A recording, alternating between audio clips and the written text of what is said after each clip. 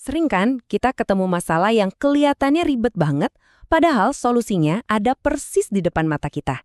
Nah, hari ini kita bakal bantu Pak Jamal mecahin teka-teki bak airnya.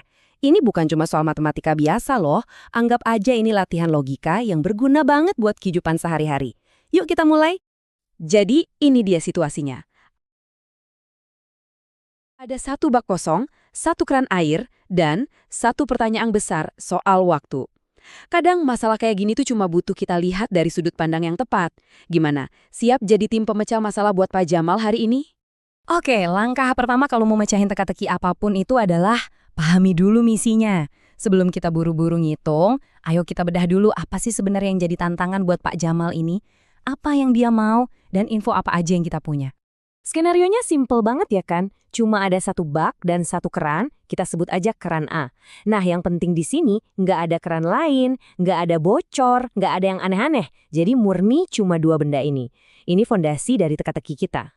Nah, ini dia inti dari misinya. Pertanyaan kuncinya, kalau buat ngisi bak ini sampai penuh, itu butuh waktu 5 jam.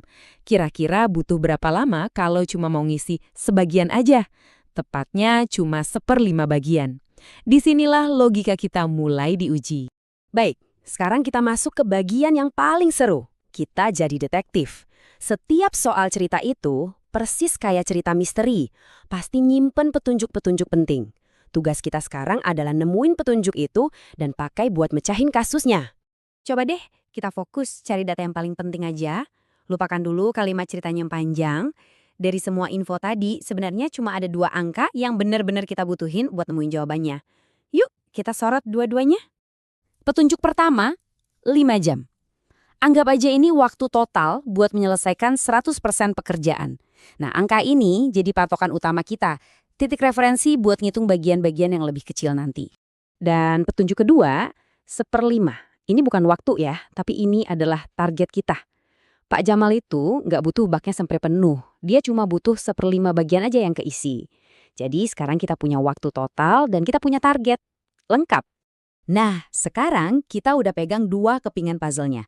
Waktu total 5 jam dan target bagian yaitu 1/5. Sekarang waktunya kita satuin 2 kepingan ini.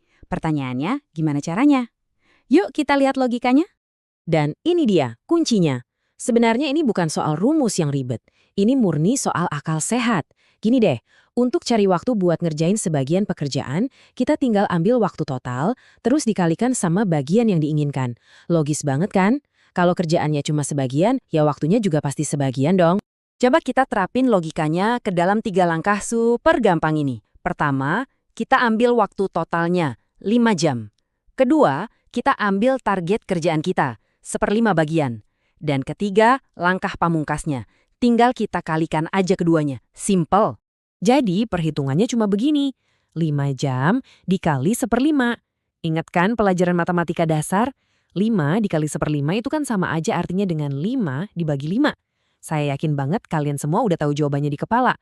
Berapa coba? Yap, betul banget. Jawabannya adalah 1 jam. Logikanya pas banget. Coba bayangin, kalau untuk ngisi 5 bagian bak butuh 5 jam, ya masuk akal banget dong kalau untuk ngisi 1 bagian aja cuma butuh 1 jam. Sederhana kan? Oke, kita udah dapat jawaban dari perhitungan kita, 1 jam.